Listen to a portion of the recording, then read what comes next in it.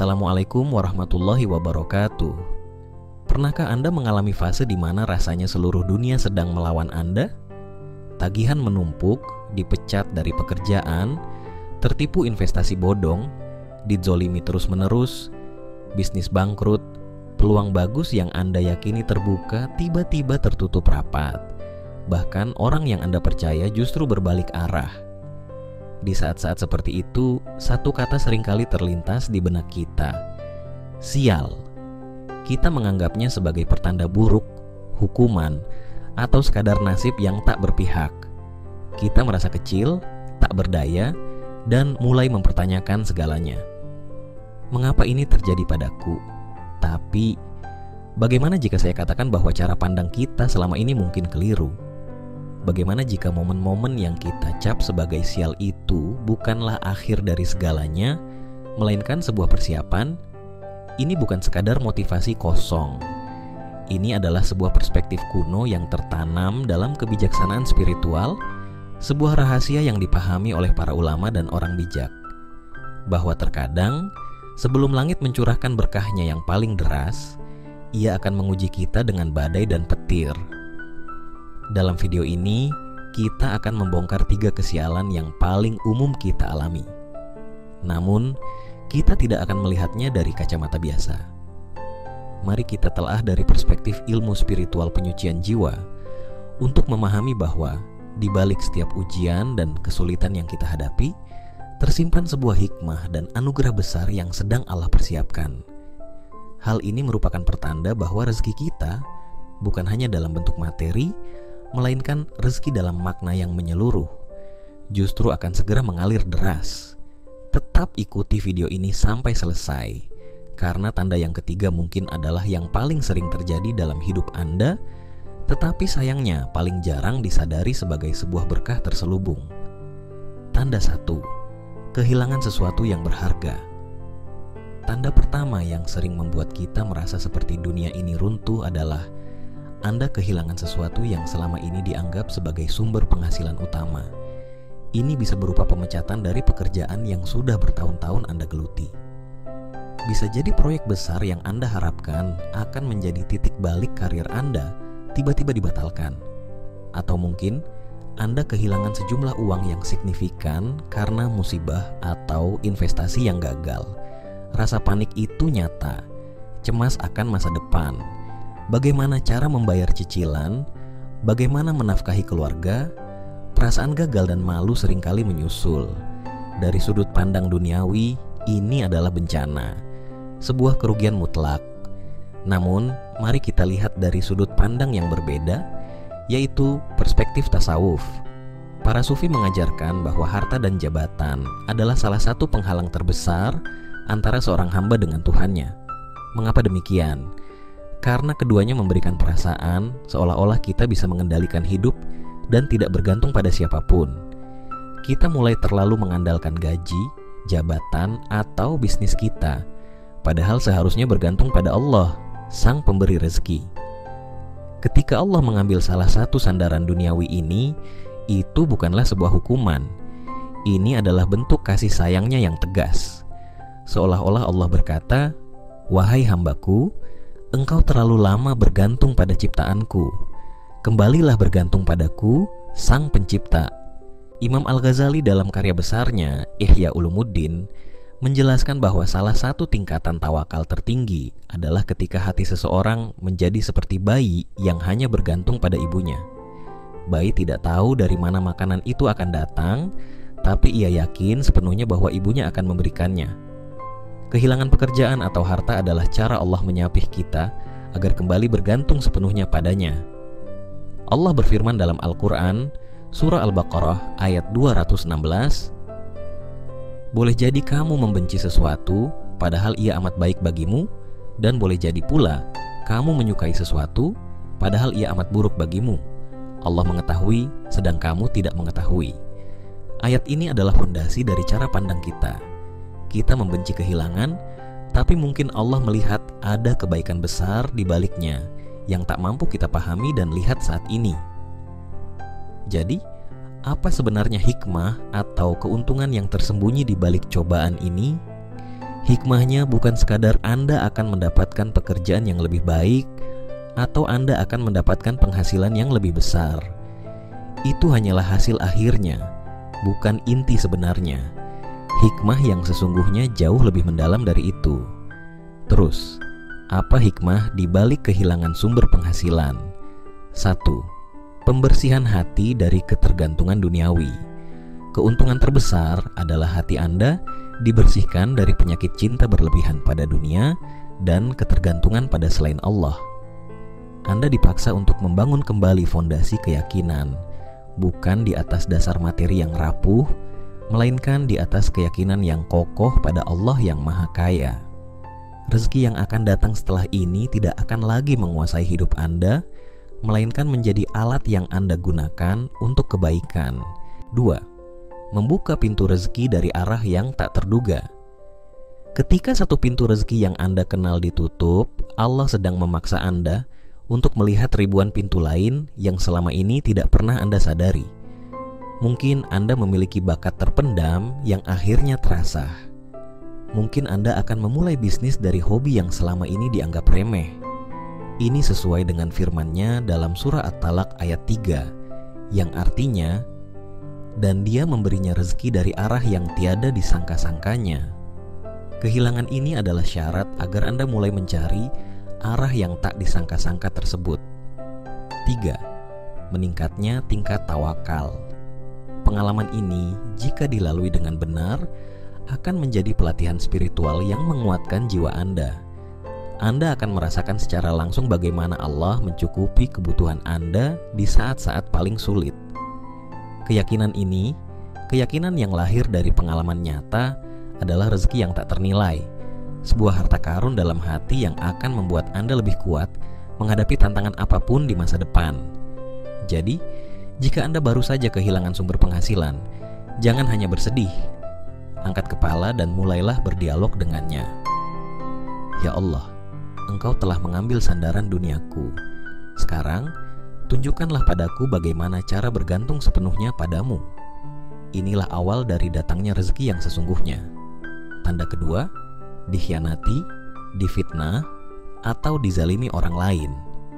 Tanda kedua yang seringkali terasa lebih menyakitkan daripada kehilangan materi karena menyerang langsung ke relung hati kita. Anda dikhianati, difitnah, atau dizalimi oleh orang yang Anda percaya. Ini bisa datang dari rekan kerja yang menikam dari belakang demi promosi, dari sahabat yang menyebarkan aib Anda, atau bahkan dari orang terdekat yang sering mengkritik, mengejek, menzalimi, dan meragukan integritas Anda dalam ikatan kekeluargaan. Rasa sakitnya tajam, membakar, dan meninggalkan luka yang dalam. Kepercayaan hancur, dan dunia terasa penuh dengan kepalsuan. Secara naluriah, kita ingin membalas. Kita ingin membuktikan bahwa mereka salah. Kita terbakar amarah dan kebencian. Kita merasa reputasi dan kehormatan kita, yang merupakan bagian dari rezeki sosial, telah dirampas secara tidak adil. Sekali lagi, mari kita lihat dari sudut pandang ilmu spiritual Islam. Dalam kitab-kitab kebijaksanaan, ujian melalui lisan dan perbuatan orang lain dianggap sebagai salah satu alat pembersih jiwa yang paling efektif. Mengapa? Karena ujian ini menyerang langsung ego kita.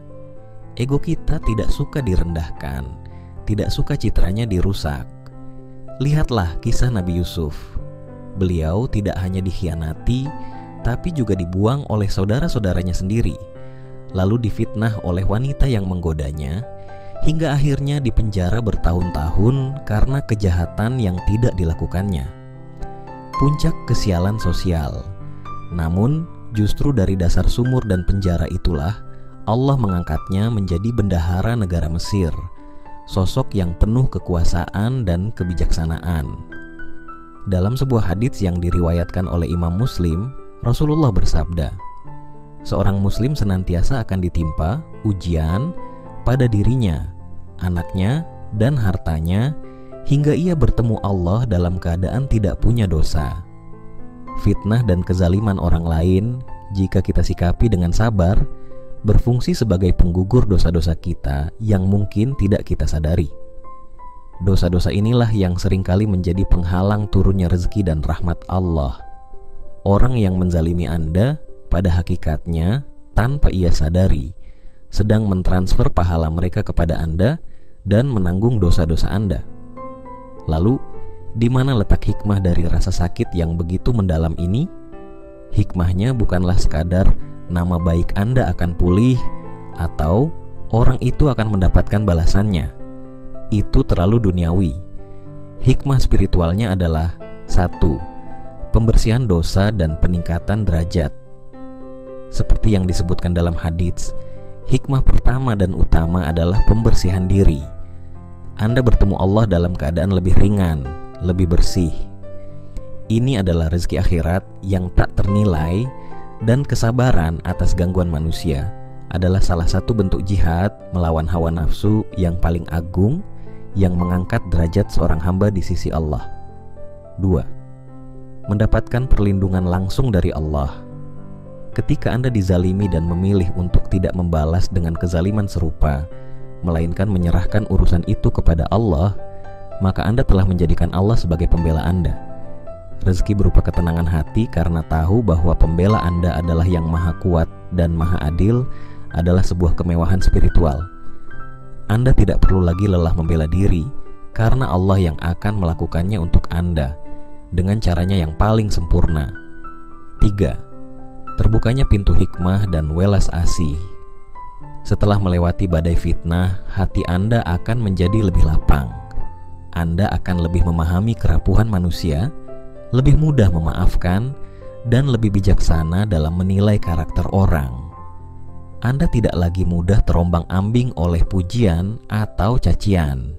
Rezeki berupa hati yang lapang dan penuh hikmah ini akan membuat Anda menjadi pribadi yang lebih matang dan damai. Maka, saat lidah-lidah tajam menyayat hati Anda, ingatlah kisah Nabi Yusuf. Ucapkan dalam hati, "Ya Allah, aku serahkan urusan ini padamu. Bersihkan diriku, angkat derajatku, dan jadikan ini jalan menuju ridhamu." Disitulah datangnya rezeki berupa kemuliaan sejati dimulai. Tanda ketiga, menghadapi jalan buntu dan kegagalan total.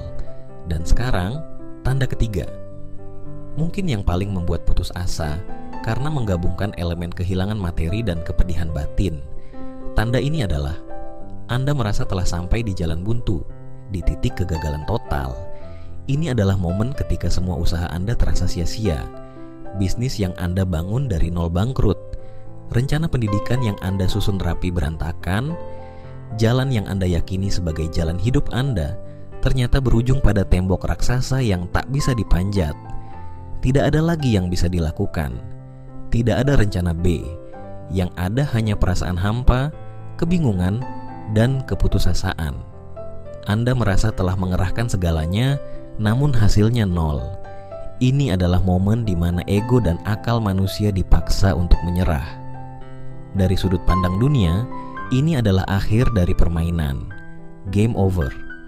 Namun dari sudut pandang spiritual Islam, ini adalah momen yang paling sakral. Jalan buntu adalah undangan dari Allah untuk berhenti berjalan dengan kekuatan kaki Anda sendiri dan mulai terbang dengan sayap-sayap tawakal kepadanya. Kegagalan total adalah cara Allah untuk menghancurkan berhala terbesar dalam diri kita.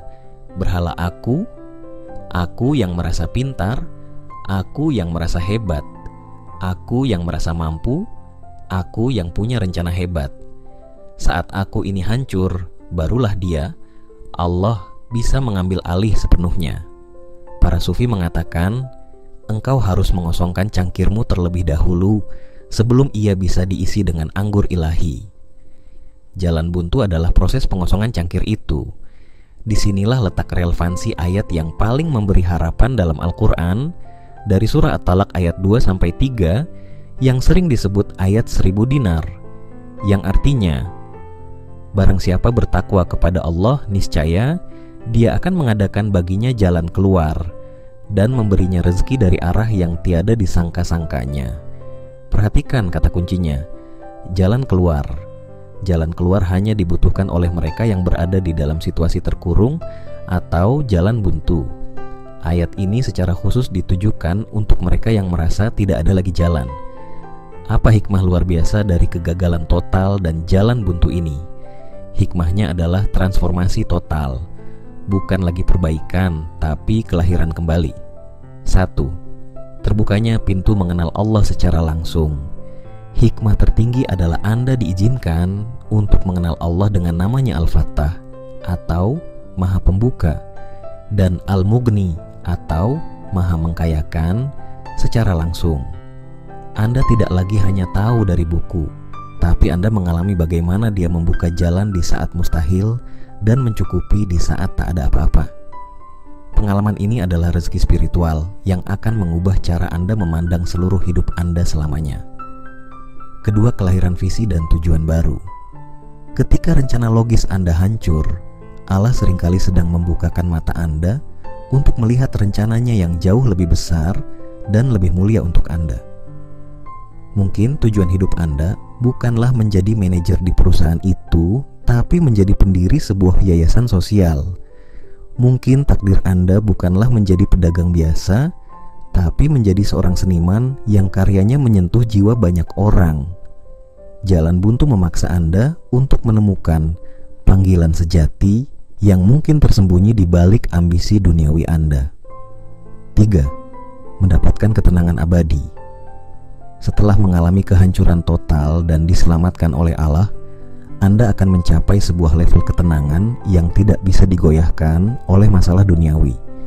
Anda tahu bahwa sebesar apapun masalahnya, ada Allah yang lebih besar. Rezeki berupa ketenangan batin ini adalah surga yang disegerakan di dunia. Hati Anda tidak lagi bergejolak karena untung rugi, pujian cacian. Hati Anda telah menemukan rumahnya yang sejati. Jadi jika Anda kini berada di depan tembok raksasa itu, jangan memukulnya dengan sia-sia. Sebaliknya, bersandarlah padanya, pejamkan mata, dan bisikkan doa paling tulus dari dasar jiwa yang pasrah. Ya Allah, aku menyerah. Akalku tak sampai, tenagaku habis. Aku serahkan diriku padamu sepenuhnya. Tunjukkanlah jalan keluarmu. Saat itulah keajaiban seringkali terjadi. Jadi 3 cobaan ini: kehilangan harta, dikhianati sesama, dan menemui jalan buntu. 3 peristiwa yang terasa seperti kutukan. Namun, jika kita lihat dengan mata hati, ketiganya adalah kurikulum dari Universitas Kehidupan yang dirancang langsung oleh Sang Maha Bijaksana. Kehilangan harta adalah caranya menyapih kita dari dunia. Dikhianati adalah caranya membersihkan dosa dan ego kita. Jalan buntu adalah caranya untuk menghancurkan aku kita. Kehilangan harta adalah caranya menyapih kita dari dunia. Dikhianati adalah caranya membersihkan dosa dan ego kita. Jalan buntu adalah caranya untuk menghancurkan aku kita agar dia bisa menunjukkan kebesarannya. Ini bukan berarti kita pasif dan tidak berusaha. Ikhtiar adalah kewajiban. Namun, ketika hasil tak sesuai harapan, disitulah iman dan cara pandang kita diuji. Apakah kita akan mengutuk takdir, atau kita akan melihatnya sebagai surat cinta dari langit yang mengajak kita untuk lebih dekat padanya? Saya yakin, banyak dari Anda yang menonton video ini pernah mengalami salah satu dari 3 tanda ini, atau bahkan ketiganya. Sekarang giliran Anda. Bagikan pengalaman Anda di kolom komentar. Tanda mana yang paling berkesan bagi Anda? Dan hikmah apa yang Anda petik setelah melewatinya? Komentar Anda bukan hanya sekadar tulisan, tapi bisa menjadi penyejuk dan penguat bagi saudara kita yang lain yang mungkin sedang berada di tengah badai saat ini. Dan jika Anda merasa video ini bermanfaat dan membuka cara pandang baru, jangan lupa untuk like, subscribe, dan bagikan kepada orang-orang yang Anda sayangi. Mari kita sebarkan pesan harapan ini bersama-sama. Ingatlah, rezeki yang akan mengalir deras itu bukanlah selalu tentang angka di rekening bank Anda. Rezeki yang sejati adalah hati yang semakin mengenal Tuhannya, jiwa yang semakin damai dalam lindungannya, dan kehidupan yang semakin selaras dengan kehendaknya. Sebagai penutup, mari kita renungkan kata-kata bijak ini. Terkadang, Allah mematahkan punggung kita hanya untuk meluruskan kembali arah kiblat di hati kita. Dan terkadang, Dia meretakan dunia kita hanya agar cahayanya bisa masuk. Wassalamualaikum warahmatullahi wabarakatuh.